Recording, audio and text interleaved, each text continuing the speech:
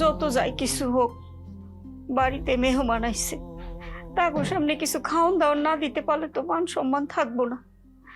বাজার দেখ না, চেষ্টা করে কিছু বাজার সদাই করে আনন্দ যায় কিনা। মা, আমার কাছে তো কোনো টাকা পয়সা নাই, আমি কেমনে বাজার আনু?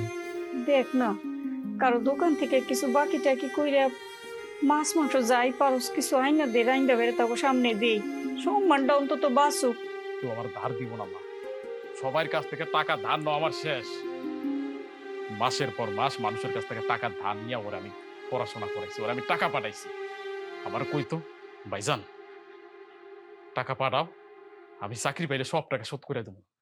আর বেইমানটা একবার বিয়া কইরা বউ শাশুড়ি লিয়া তারপর বাড়িতে উঠছে। পাওনাদাররা আমার পাগলের মতো খুঁজতেছে মা, আমি আমি কি করবো আমি নিজে বুঝতে পারতেছি না, আমার মাথায় কিছু ঢুকতেছে না মা। তাইলে তাইলে অন কি করুম? আমি আমি কিছুই করুম না মা। অর্থ বড় লোক বউ শাশুড়ি, ওরে ক বাজার করে খাওয়াইতে, না জানায় না শোনা বড় লোক বউ শাশুড়ি আইছে।